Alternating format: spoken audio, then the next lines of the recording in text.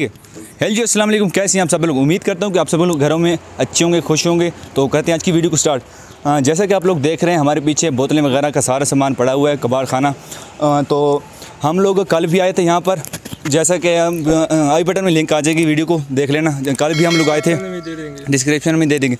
तो कल आए थे यहाँ पर, तो कल उनसे कुछ बात की थी। तो मज़दूर भाई से लोग थे वहाँ पर, तो उनको कुछ मालूमात नहीं थी। तो आज हम लोग आए हैं यहीं पर दोबारा उनके ऑनर से बात करने, जो कि आज मौजूद है हमारे साथ। तो उनसे बात करते हैं कि ये कहाँ जाता है, ये सारा सामान ये कहाँ बनता, क्या चीज़ इससे बनती है और ये जाता कहाँ है, सारी मालूमात उनसे लेते हैं। फिर सारा हाँ,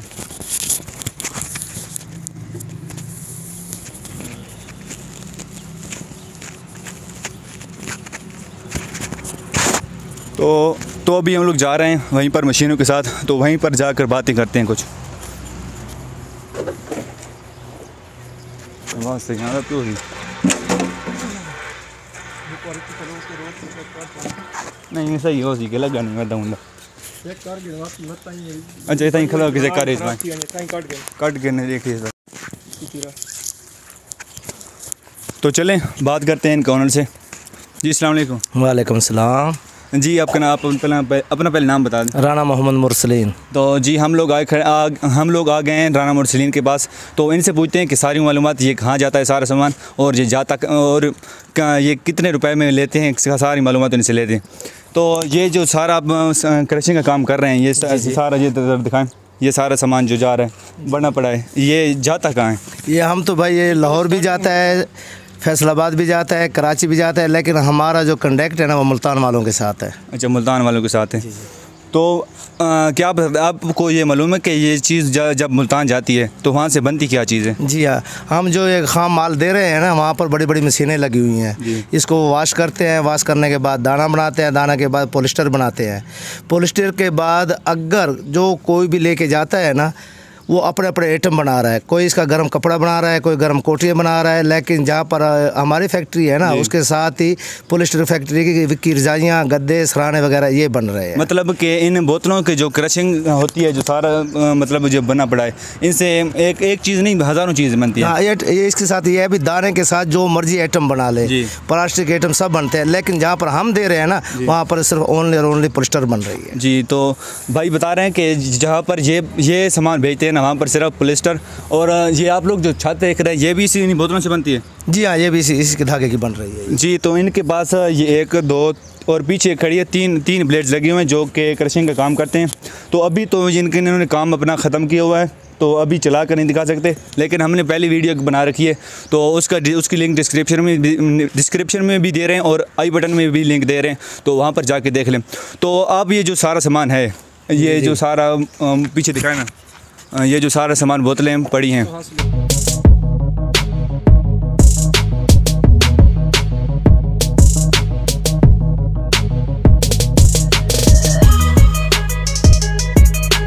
ये कहाँ से लेते हैं और इनका रेट वगैरह को बता दें।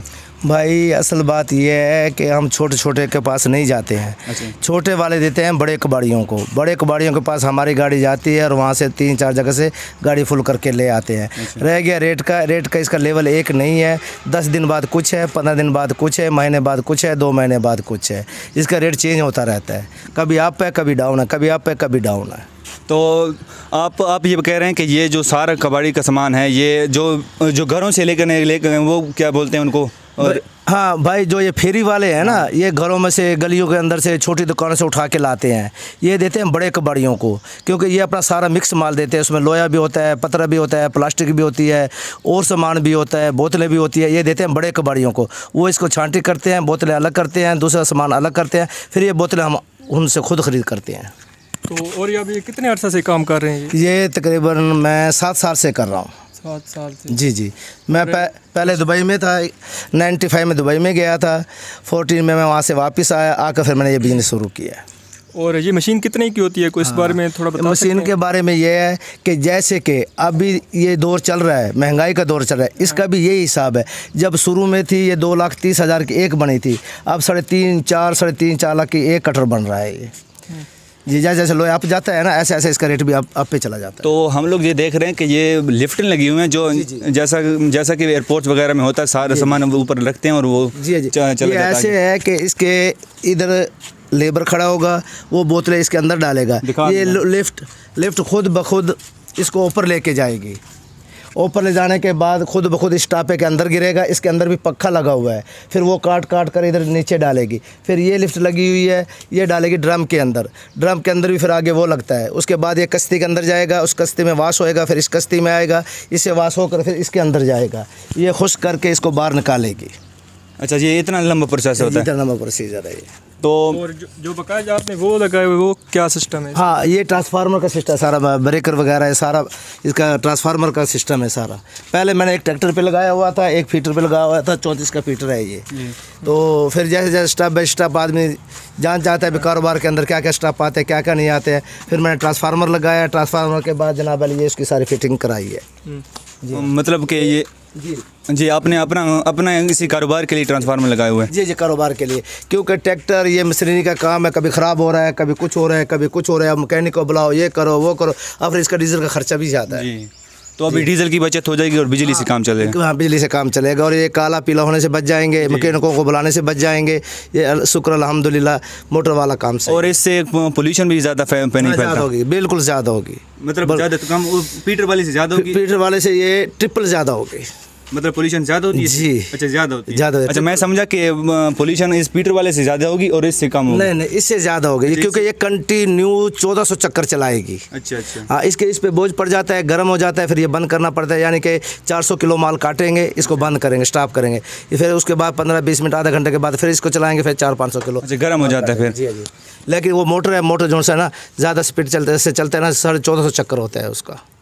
चक्कर तो इनके भी इतने होते हैं, लेकिन अमूमन ये इंजन जो से है ना, ये गर्म हो जाते हैं। फीटर को हो गया, ट्रैक्टर को हो गया, लेकिन ये नहीं है। ये जो सा ऑटोमेटिक मोटर लगेंगे, ऑटोमेटिक सिस्टम लगे हुए हैं, पता चल जाएगा भी अब मोटर जो सा अपने हाल से बाहर जा रही है, अभी बंद कर दो, तो इधर से ऑटोमेटिक बंद हो जाएगा। चलें, अगर कोई भाई ये कारोबार करना चाहे तो उसको क्या करना पड़ेगा? भाई सबसे पहले तो बात यह है कि अल्लाह ताला का साथ हो, आदमी की ईमानदारी हो, आदमी की मेहनत हो। और आज का दौर ऐसा है, मैंने पहले अल्लाह का नाम तो ले दिया है, भाई अल्लाह का साथ हो साथ, लेकिन आज के दौर के अंदर पैसे के साथ पैसा कमाया जाता है। जो आदमी मेहनत करेगा, लगन से चलेगा इसके साथ, इंशाल्लाह उसको कुछ ना कुछ बनेगा। इसके लिए कम से कम कितनी इन्वेस्टमेंट होनी? इन्वेस्टमेंट की बात यह है भाई, जितनी आप लगा, जैसे कि आप पानी के अंदर कितना मीठा डालोगे उतनी मीठा होगा। इस कारोबार के अंदर भी इसी तरह है। ये स्टार्ट आप 10 लाख 20 लाख से भी कर सकते हैं, लेकिन वो रोने वाली बात है, वो कारोबार करने वाली बात नहीं है। और दूसरी बात ये रह गई, ये आप पे जो जा रहे हैं ना फैक्ट्रियों वाले, वो सुकून से बैठते हैं, लेकिन ये जो छोटे लेवल पे काम है ना, इसके अंदर आदमी को खुद जलील होना पड़ता है। लेने वालों के पास भी जाना पड़ता है, फेरी वालों के पास भी जाना पड़ता है, ठेकेदारों के साथ भी जाना पड़ता है, गाड़ियों के साथ भी जाना पड़ता है, या ठेकेदारों के साथ रहकर भी चौकीदारा करना पड़ता है। आगे माल देने के लिए जाते हैं, वहाँ भी साथ जाना पड़ता है। छोटे लेवल वाला आदमी के लिए तो ये ठीक नहीं है बेटा। जिसके पास इतनी इन्वेस्टमेंट नहीं होती, वो इतनी नहीं कर सकते छोटे पैमाने पर, उसके लिए कम से कम कितना होना चाहिए? नहीं, कम से कम की तो ये बात है, अगर 30 लाख होगा ना, उसके अंदर भी ये काम सही नहीं चलेगा। उसका अपना खर्चा भी पूरा नहीं होगा। जैसा कि अभी एक गाड़ी 10 लाख रुपए की है, तैयार की है, आज रेट डाउन हो गया है। अब वो गाड़ी हम 20 रुपए किलो घाटे से देंगे तो उस आदमी को घाटा आएगा। अगर वो नहीं देगा तो पीछे वाले व्यापारी उसके बंद हो जाएंगे। अगर पैसा है, वो भी पड़ा है, और भी ख़रीदारी कर लो, जिस टाइम रेट ज़्यादा होएगा उस टाइम आदमी फ़रोख्त कर देते हैं। अच्छा, तो आपको क्या आप बता रहे थे कि 7 सालों को आपको इस कारोबार में हो गए, तो अभी तक आपको किसी तरह मतलब कि कोई अगर आपको लॉस हुआ हो तो? लॉस की बात यह है बेटा, जब पूरा साल का हिसाब करते हैं जी, जनवरी के अंदर ना, 1 जनवरी मैं हिसाब करता हूँ। शुक्र अल्हम्दुलिल्लाह, खर्चा निकाल कर, घाटा निकाल कर, वादा निकाल कर, घर का अखराजात सही चल जाते हैं। तो मतलब कि अंकल जी ये कह रहे हैं कि इस कारोबार में तकरीबन अल्लाह का शुक्र है, इनको अभी तक कोई घाटा नहीं आया। इनको 7 साल हो गए ये कारोबार करते हुए। तो आपको 7 साल हो गए हैं, तो आपने शुरुआत किस मशीन से की थी? मतलब वो एक से किसी जो उधर लगी हुई है।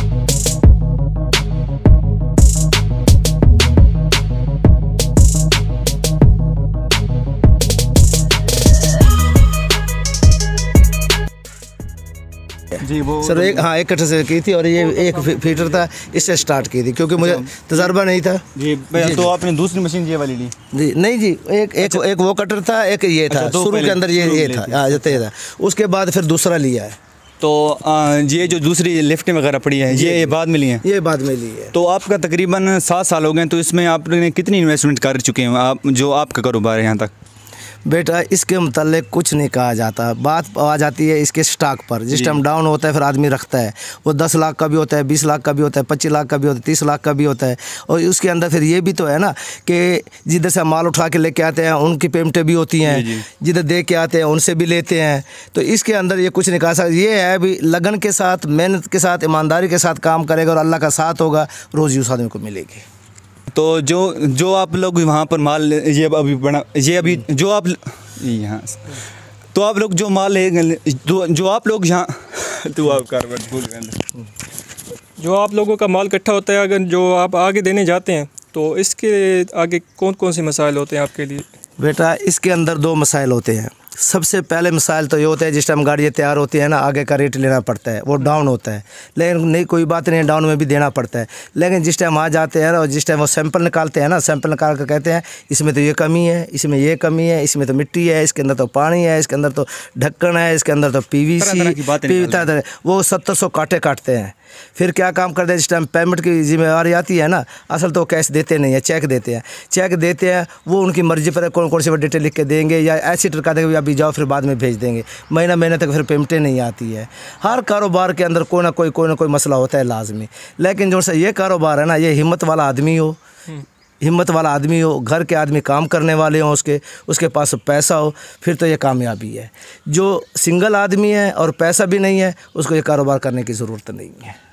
तो आप जो ये बोतलें वगैरह का कारोबार कर रहे हैं, इसमें इसको कोई मतलब सीज़न भी होता है जिसमें रेट ज़्यादा और कम होता है? जी हाँ, ये भी सीज़न का हिसाब है, क्योंकि अब जैसे अब ये गर्मी आ रही है ना, अब जो ये माल पड़ा है ना सारा का सारा मेरे पास, ये 65 रुपये किलो के हिसाब से लिया हुआ है। लेकिन आज का रेट 50 रुपये है और ईद पे ये 45 पे आ जाएगा, ईद के बाद ये 40 पे आ जाएगा।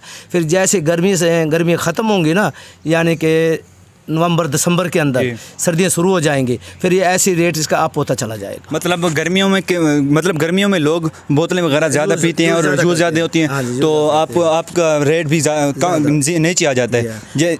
जैसे सर्दियाँ आती हैं और इसका रेट ऊपर चला जाता है। इसकी एक वजह और भी है, अगर ज़्यादा आप पे रेट चला जाता है ना, तो फिर ये फैक्ट्री वाले बड़े बड़े बिजनेसमैन जो है वो क्या काम करते हैं कि वो एक्सपोर्ट करते हैं। वो ईरान से, बांग्लादेश से, इंडिया से, वहाँ पर ये चीज़ सस्ती है। या जैसे कि दुबई हो गया, सऊदी हो गया, बड़े बड़े मुल्क हो गए, वहाँ इनको कोई पूछता भी नहीं है, वो सारे वेस्ट में इसको डालते हैं। लेकिन ये लोग वहाँ से, यहाँ महंगा हो जाता है ना, तो ये लोग वहाँ से सस्ता मंगवाना शुरू कर देते हैं, फिर यहाँ का रेट नहीं रहता है। और सुनने में आया कि जब ये माल तैयार होता है तो इसके बाद बाहर भी जाता है, इसके बारे में कुछ? हाँ, इसके ये जिस टाइम ये पॉलिस्टर तैयार होती है ना, ये अफ़गानिस्तान भी जा रही है, दूसरे मुल्कों में भी जा रही है, ईरान भी जा रही है, वो उन चाइना भी जा रही है। ये उन बड़े बिजनेसमैन लोगों का काम है। लेकिन ये बाहर सप्लाई हो रही है, क्योंकि ये पॉलिस्टर जो है ना, इससे काफ़ी आइटम बन रहे हैं। इससे गर्म कपड़ा बन रहा है, गर्म कोटे बन रहा है। अब ये तिरपाल लगी हुई है, ये भी इसी की बनी हुई है। और जो विक्की रज़ाई बन रही है, गद्दा बन रहा है, सराहना बन रहा है, वो भी इसी का बन रहा है। और यहाँ तक कि चारपाई के बान भी इसके बन रहे हैं। और आजकल फैसलाबाद में इसकी बहुत फैक्ट्रियाँ लगी हुई हैं। रहेगी हमारी बात भी इसको आगे स्टेप बाई स्टेप बढ़ाने की। बेटा जितना पैसा होगा उतने आगे स्टेप बाई स्टेप आदमी जा सकता है। और आपने कितने मज़दूर वगैरह रखे हुए हैं, इसके बारे में कुछ बता सकते हैं, उनके अखराजात? हाँ, उनका अखराजात ये है कि वो तनख्वाह पर भी हैं, ठेके पर भी हैं। लेकिन मैं असूल पसंद आदमी हूँ। मैं क्या काम करता हूँ कि फर्स्ट से लेकर माल उठाने से लेकर माल तैयार करने तक, लोड करने तक मैं ठेका देता हूँ। ठेका दे देता हूँ, ना उनकी सिरदर्दी होती है, ना मेरी सिरदर्दी होती है, ना मेरी बेईमानी होती है, ना उनकी बेईमानी होती है। तो इसके साथ साथ जिस टाइम सीज़न चलता है 20-25 आदमी काम करते हैं। जैसा कि अब सीज़न नहीं है, क्योंकि रोज़े लगे हुए हैं, कुछ लोग फसलों में गए हुए हैं, कुछ रोज़े लगे हुए हैं, अभी माल इतना नहीं है। अभी 4 बार आदमी इसको कवर कर रहे हैं। और अब जो हालात चल रहे हैं कोरोना की वजह से, कौन कौन सी मुश्किलात का आपको सामना करना पड़ रहा है? कोरोना की वजह से तो बहुत ज़्यादा ही मुश्किलातें आ रही हैं, बहुत ज़्यादा ही आ रही हैं। अभी ये कोरोना की वजह से ही 65 रुपये वाला 50 रुपये पे आ गया है। अभी ये डर है ये और डाउन जाएगा और आगे वाले ख़रीदारी बंद कर देंगे। जिस टाइम काम चलेगा नहीं तो वो कारखाने वाला क्या काम करेगा, कारखाने वाला घबराएगा नहीं तो क्या होगा उसका। और दूसरा ये है कि जिस टाइम इस कोरोना की वजह से चाहे ना भी हो, चाहे कारोबार कंटिन्यू चल रहा है, लेकिन फिर भी वो बहाना लगा देते हैं, भाई कोरोना लगा हुआ है, अब ये रेट नहीं, ये रेट है, और पेमेंटें भी नहीं है। हमको बहुत बहुत मरहलों से गुजरना पड़ता है, लेकिन क्या करें, बच्चों के लिए रोटी तो कमानी है ना। और जो ये नई हुकूमत आई है इसके बाद कोई रेट वगैरह में कोई इसके बारे में आप बता सकते हैं क्या फ़र्क पड़ेगा? भाई नई हुकूमत की भी बात यह है कि शायद उनकी भी कोई मजबूरी हो, हम लोग समझते नहीं हैं। जो समझ जाएंगे ना उनको पता लग जाएगा भी ये सही है या गलत है। लेकिन मैं तो इतना कहूँगा इस हुकूमत को, आपने फर्स्ट में जो ऐसा कदम उठा लिए हैं, लेकिन आप ऐसा स्टेप बाय स्टेप को थोड़ा थोड़ा करके स्टेप ये उठाते, आवाम पे भी बोझ ना बनता और आपकी हुकूमत पे भी कोई बात नहीं क्या करता था।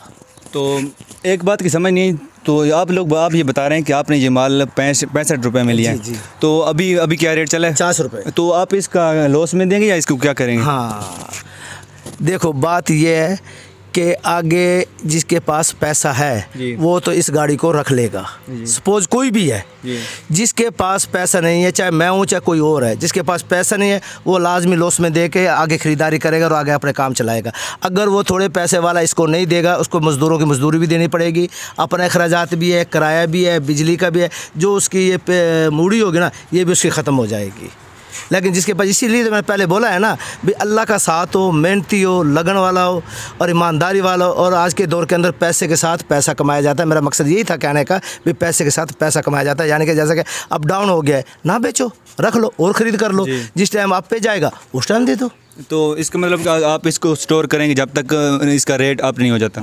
नहीं, मेरा ये हिसाब है, मैं इस गाड़ी का सौदा आज से 15 दिन पहले कराया था। मैंने पहले माल दिया उनको, उन्होंने कहा भाई ये गाड़ी और है, आप मुझे बताएं। वो बोला तेरे इसी रेट से लेंगे, ये गाड़ी तो हमारी इसी रेट से जाएगी और अब आगे के लिए हम आपको खुद डाउन कर देंगे। वो ऐसे है ना, लक क्या चीज़ है, आदमी की लक और खुश अखलाकी और प्यार मोहब्बत से पेश आएगा ना, बड़े बड़े बुर्ज भी जोन से है ना उससे प्यार करने लगेंगे। मतलब जो बिजनेस है, हाँ बिजनेस है, उसको स्टेप बाय स्टेप ऐसे करके करना। हाँ, दूसरा ये है कि सब पेट के लिए बैठे हैं, लेकिन कुछ ऐसे भी है, कुछ बंदा अपना अच्छा दिखाता है, कोई अगला भी अपना अच्छा दिखाता है, लेकिन वो मेरे साथ सौदा नहीं भी करता है, लेकिन वो पूरा सीज़न हमारे साथ चलते हैं। उनको मालूम है भी राना साहब का पूरा माल सीज़न के अंदर हमारे पास ही आता है। लेकिन अगर एक गाड़ी है, कोई उनके भी आगे सौदे हुए होते हैं, यानी कि आपके टाइम पर ना उनके भी आगे पॉलिस्टर के सौदे हुए होते हैं, उन्होंने भी उसके हिसाब से वहाँ आगे माल भेजना होता है। फिर हाँ, उनको तो घाटा इतना नहीं आता है क्योंकि उन्होंने तो टनों के हिसाब से आगे सौदे किए होते हैं। बड़ा लेवल का काम है। फिर वो क्या काम करते हैं कि गर्मियों के अंदर पूरा सीजन जो आदमी चलता है ना, अगर एक आधी गाड़ी में उसके वहाँ में लॉस आ भी गया है ना, खैर है, कोई ऐसी बात को नहीं, उनको कोई फ़र्क नहीं पड़ता है। जी। और जो आपने ये सेटअप लगा रखा है, ये जगह आपकी ज़ाती है या रेंट पर? शुक्र अल्हम्दुलिल्लाह, अल्लाह ताला हर मुसलमान भाई को दे। भाई ये प्लाट मैं जिस टाइम दुबई में थे ना, उस टाइम मैंने एक एक करके ख़रीदे थे, और जिस टाइम ये कारोबार शुरू किया ना उस टाइम मैं दुबई को 14 के अंदर खैर बाद क्या आया था, जो पैसा वहाँ से मिला था ना उसके साथ मैंने ये स्टार्ट किया था। तो मैंने स्टेप बाय स्टेप स्टार्ट किया है। तो आप किन किन ममालिक में घूम चुके हैं? मैं असल मेरा वीज़ा UAE का था, लेकिन मैं ऑलराउंडर ड्राइवर था। मैंने वहाँ लाइसेंस लिए हैं सिवाय एक इसराइल के अलावा। फिर मैं ईरान भी गया हूँ, सऊदीया भी गया हूँ, मस्कत भी गया हूँ, ओमान भी गया हूँ, कीस भी गया हूँ। तो क्योंकि हमारी कंपनी तुर्की और अमेरिका की कंपनी थी, जहाँ वो कहते थे वहाँ जाना पड़ता था। तो आप पहले जब आप ये काम नहीं करते थे तो क्या आप ड्राइवर थे? नहीं, ड्राइवर से तो मेरी जान जाती थी। अच्छा। मेरी फ्रूट कमीशन एजेंट सब्ज़ी मंडी थी पिपला के अंदर, बहुत बड़ी थी। हमारे पास 2 हाईलैक्स भी थी, साजोरें भी थी। लेकिन मेरा भाई कहता भी था यार तू चला ले, तो मैं कहता नहीं भाई ड्राइवर रखो, तुम जाना, तुम्हारा काम जाना, मैं आड़त भी काम करूँगा। मैं इतना डरता था। लेकिन अल्लाह जिसको रखे, मेरे कारोबार के अंदर बहुत ज़्यादा घाटा आ गया।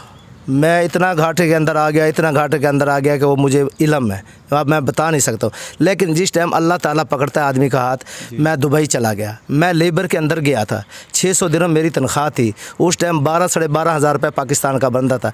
लेकिन मेरे साथ माँ बाप, बहन भाई, दोस्तों की दुआएं थी। उनकी दुआएं थी, लेकिन मैंने हिम्मत नहीं आ रही। मैं क्या क्या कम के मज़दूरी भी की, अपना कर्ज़ा भी उतारा, साथ के साथ वहाँ तालीम भी हासिल की। पहले एक लाइसेंस लिया, फिर दूसरा लिया, फिर तीसरा लिया, फिर चौथा लाइसेंस लिया। ऐसे स्टेप बाई स्टेप मैं उधर तरक्की करता रहा हूँ। फिर मेरी कम से कम ओवर टाइम लगाकर 6000, कहाँ 600, कहाँ 6000 दिरहम मेरी सैलरी थी वहाँ पर। तो फिर जिस टाइम देखा भी कर्ज़ा उतर गया है और कुछ करने के लिए हो गया, बच्चे जवान हो गए हैं, तो फिर मैंने बेहतर अपने मुल्क के अंदर ही कारोबार करना मुनासिब समझा। क्योंकि लेबर आदमी का कोई फ़ायदा नहीं है बिल्कुल भी। बाहर अगर जाना हो, डॉक्टर जाए, इंजीनियर जाए, या कोई बड़ा हुनर वाला जाए। अगर हमारे जैसा आदमी, मज़दूर आदमी अगर वो जाता है ना 3 लाख रुपए 4 लाख रुपए लगाकर,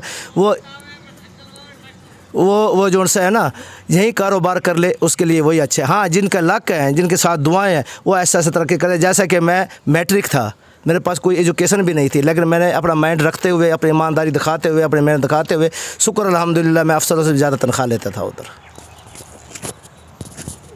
और अभी आपकी उम्र क्या है और कितना अर्सा लगाया आपने बाहर के मुल्कों में, कितना अर्सा रहे?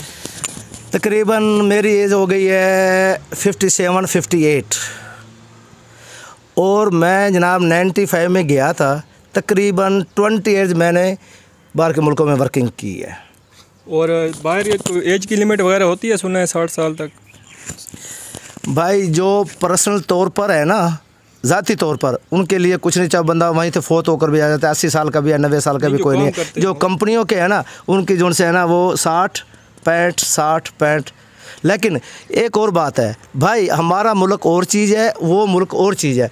उन मुल्कों का ये रूल है भी, आज कुछ कानून है, कल को कोई और कानून तब्दील हो गया, 2 घंटे के बाद कोई उनके कानून का कोई पता नहीं चलता किस टाइम में क्या तब्दील कर देते हैं। कहता है ये तो ड्राइविंग लाइन स्कीम है, इस लाइन स्कीम। आपने ये काम करना क्यों समझा बेहतर?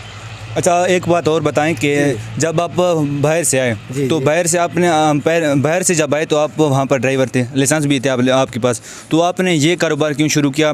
यहीं पर ड्राइवरी का कारोबार क्यों नहीं शुरू किया? मतलब ड्राइवर क्यों नहीं बन गया? भाई बात ये है, अपने लिए थे ना, आपने बताया कि आपके पास लाइसेंस। हाँ, सारा कुछ है भाई। अपने लिए तो हर कोई कर सकता है, किसी गरीब यतीम के लिए कोई करेगा तो तब पता चलता है जी। क्योंकि वो भी हिस्सेदार हो जाएंगे, उस इंसान के लिए उसकी आखिरत भी साफ़ हो जाएगी। मेरा एक भतीजा था, वो यतीम बच्चा था, वो तेरी मेरी जगह पर जाकर, जैसे मेरे पास ठेकेदार काम करते हैं ना, वो भी ऐसे ही काम करता था। वो एक दिन मेरे पास आया, बोला चाचू अल्लाह ताला ने तुझे दे रखा है भी जो ना ये कटर मुझे एक लगा दे, फिर मेरा चाय पानी बनता रहेगा, कुछ ना कुछ गुजारा मैं तेरे साथ भी करता रहूँगा। मैं कहा ठीक है बेटा। मैंने उसको एक कटर एक ये लगा के दे दिया, काम उसका चालू करा दिया। लेकिन उसका माइंड ऐसा नहीं था, उसका माइंड बच्चों वाला था। उसका माइंड यही नहीं था कि मैं बिजनेसमैन बनूं, मुनाफा कमाऊं, जमा करूं और आगे आगे बढ़ूं। उसके साथ बचकाना दिमाग था। तो फिर मैं बचकाना दिमाग देखते हुए मैंने इतना पैसा अपना जो मूड़ी थी उस पर लगा दी थी। तो फिर मैंने क्या किया, अभी अब क्या करूँ मैं? फिर मैंने खुद ब खुद, मैं बहुत पुराना बिजनेसमैन हूँ, मैं तकरीबन 12 साल का बच्चा था उस टाइम मैंने बिज़नेस शुरू किया था। मेरा पूरा माइंड बिजनेस वाला है और अभी भी है। तो मैंने फिर ये बेहतर समझा भी मेरा तजर्बा तो है नहीं ऐसी का, कोई बात नहीं है, सीखने से तजर्बा होगा, ऐसे तो नहीं होगा, ऐसे मैं डरता रहूँगा तो ये सारा कुछ ज़ाया हो जाएगा। शुरू से मेरी ये आदत थी, क्योंकि मैं दुबई के अंदर था तो वहाँ गोरे लोग थे, वो मेरे साथ वाले ड्राइवर को किसी लोकेशन पे भेजते थे ना, तो वो जवाब दे देता था। तो वो इंग्लिश में उसको बोलता था, why you this, you have driver, you no driver, why you go fast, you see location, after come back, after other going. अगर आप अभी नहीं जाएंगे तो उस लोकेशन को कैसे समझेंगे? आप बीच के अंदर एंट्री मारेंगे तो आपको जगह का भी मालूम होगा, जाने आने का भी मालूम होगा, रोड का भी मालूम होगा। मैंने उस आदमी की जहन के अंदर ये बात रखी हुई थी और उसने ये भी कहा था भी एक काम के अंदर एंट्री लगा लो, एक दफ़ा नुकसान होगा, 2 दफ़ा नुकसान होगा, तीसरी दफ़ा जो है ना खुद ब खुद तू काम सही करने लग जाएगा। जिस कारोबार के अंदर भी ऐसे ही हुआ है कि मैंने अल्लाह ताला का साथ था, मैंने अपने माइंड के अंदर यही बिठाया, कोई ऐसी बात नहीं है, स्टेप बाय स्टेप इसको करके देख। मैंने 1 साल 2 साल 3 साल तक मुझे कुछ मुनाफा नहीं हुआ, शायद मैं लॉस में रहा हूँ, लेकिन नहीं। लेकिन एक सियानी बात मैंने और किया, मैंने 50% पैसा इस पर लगाया था, 50% सेव करके रख दिया था। क्योंकि कारोबार के अंदर जिस टाइम एंट्री करता है ना आदमी, वो 5000 रुपये उसके पास होता है, वो 10,000 रुपये का काम शुरू करता है, लेकिन लॉस आ जाता है, उसने वो 5000 भी लोगों को देना पड़ेगा, उसका वो 5000 रुपये भी गया। लेकिन उसको तजर्बा हो गया, लेकिन तजर्बा हो गया, अब उसके पास पैसा नहीं है, पैसा नहीं है था, वो कारोबार को कैसे चलाएगा? बेहतर ये है 50% से कारोबार स्टार्ट करो। अगर उसमें लॉस हो गया है, क्योंकि आदमी तजर्बाकार हो चुका होता है, जो 50% उसके पास प्लस है ना, वो उससे काम स्टार्ट करें, इंशाल्लाह वो आदमी कामयाब रहेगा। तो अंकल जी का कहना है कि जब तक आप एक काम करेंगे नहीं, मतलब उसमें आप हाथ डालेंगे नहीं वहाँ, तब तक आप सीखेंगे कैसे। तो जो भी काम करना हो उसमें हाथ डालें, और कोई काम छोटा बड़ा नहीं होता, कोई काम छोटा बड़ा नहीं होता, हर काम में घाटा मुनाफा होता रहता है। तो इससे डरना नहीं चाहिए, इससे बंदा सीखता है। इसके साथ दो बातें और भी हैं, ये मैं दोबारा आप लोगों को बता रहा हूँ। ईमानदारी हो, काम की लगन हो, और साथियों की दुआओं, माँ बहन भाइयों की, सब रिश्तेदारों की दुआ साथ होनी चाहिए। इंशाल्लाह आदमी कामयाब है, घबराने की इसके अंदर ज़रूरत नहीं है। अच्छा, एक और बात कि आप ये इससे चीज़ क्या बनती है, मतलब ये काम अच्छा है बुरा है, क्या क्या मतलब है? भाई काम करने से कोई बात नहीं है, अच्छा है या बुरा है, असल तो रोज़ी हलाल कमाने से है। इसके अंदर सारों ने मुझे कहा है कि यार तू राणा है, यार तूने ये कचरा काम कबाड़ियों वाला किधर कर लिया, कबाड़ियों वाला कचरा काम किधर कर लिया। आदमी इससे छोटा बड़ा नहीं होता है, आदमी छोटा बड़ा होता है कमाई से और ईमानदारी से।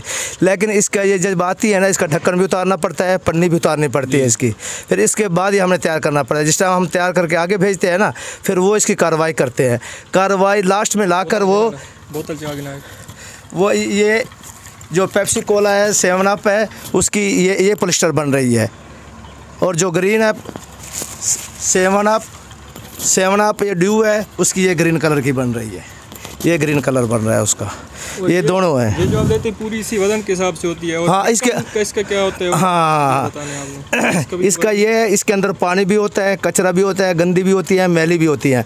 इसका ढक्कन हम उतार लेते हैं, ये लोटे बाटे यानी कि प्लास्टिक का एक आइटम बन जाता है, ये हो जाता है पेट के अंदर, ये आ जाता है प्लास्टिक के अंदर। इसका रेट और होता है, इसका रेट और होता है। और ये पन्नी जो है ये भी फ़रोख्त होती है, ये पन्नी जो है ना, इसका भी बंडल अलग बनता है, लेकिन ये बहुत लॉस में जाती है। ढक्कन इसके पैसे को बराबर कर जाता है, लेकिन ये नहीं करता है। अच्छा, इसको इसीलिए इसको पेट प्लास्टिक बोतल कहते हैं। जी, इसको पेट कहते हैं। ये ऊपर वाला पेट, हाँ, ना ये प्लास्टिक में आ जाता है। ये प्लास्टिक, और ये प्लास्टिक में आ जाता है। और जो ये है, ये भी किसी और आइटम में आ जाता है। ज़्यादातर इसको भट्ठे वाले लेके जाते हैं कि भट्ठे वालों के इस्तेमाल में आते हैं पन्नी, लेकिन इतना इकट्ठा करेंगे, इतनी कीमत वो मजदूर की बन जाएगी, इतनी इसकी फरोख्त करने की नहीं बनेगी ना। इसका वजन ज़्यादा होता है, गीला हो जाता है ना, जैसे कि अब इसके ऊपर पानी लगा हुआ है, इसका वजन ज़्यादा बन जाता है। बोतल वखरी करेंगे जी जी, इसको ग्रीन को अलग करते हैं, वाइट को अलग करते हैं, जो इसके अंदर कचरा आता है उसको अलग करते हैं। तो ये सारा अभी ये देखो, ये इसे खोले ना, ये देखो, ये सारा का सारा इसका ढक्कन उतारा हुआ है, और अब इसके साथ ही ये देखो, ये सारा कचरा निकाल कर इसका ये इधर रखा हुआ है, ये अलग अलग करनी पड़ जाए। जो हाँ, जो तैयार किया हम फिर जी हाँ, आपको बोतलों के साथ लेना पड़ता है, जी बोतलों के साथ ही मिक्स होकर आता है, एक छांटने कर। फिलहाल तो हम ये कचरा बना रहे हैं। अब जो ये वाशिंग मशीनें पड़ी हैं ना, अब इसके बाद ये वाश होगा, बिल्कुल वाइट कलर में आ जाएगा। और जो दाना बनता है इसके बाद बनेगा ना, इसके बाद ये वाश होगा, वाश होने के बाद ये गर्म मशीनों में जाएगा, गर्म मशीनों के बाद ये कटिंग में आएगा, कटिंग में दाना बन के जाएगा इसका। अच्छा जी हाँ, दाना बनने के बाद फिर ये पॉलिस्टर का सिस्टम इसका चलेगा आगे वाला। उस दाने के साथ अगर आप कोई और आइटम बनाना चाहते हो, वो आइटम भी बनेंगे इसके, लेकिन जहाँ पर हम फैक्ट्री में जिसमें दे रहे हैं ना, उसके अंदर सिर्फ़ और सिर्फ ये पेप्सी की कोक की ये वाइट कलर बन रही है, और ड्यू और 7 अप की ये ग्रीन कलर की बन रही है।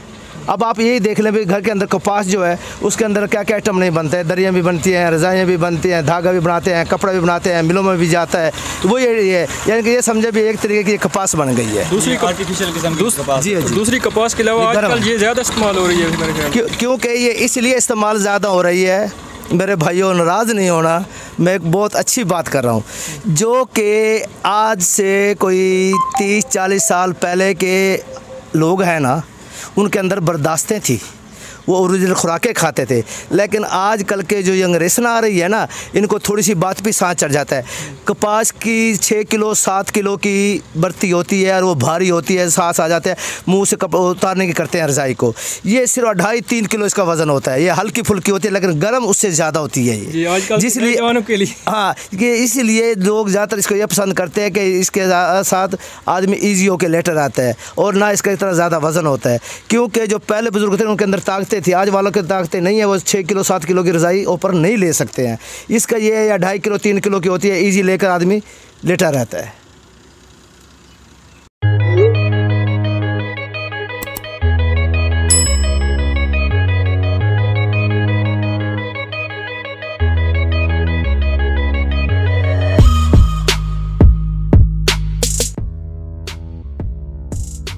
कोई बात। मेरी तरफ से सब देखने वाले भाइयों को सलाम अलैकुम।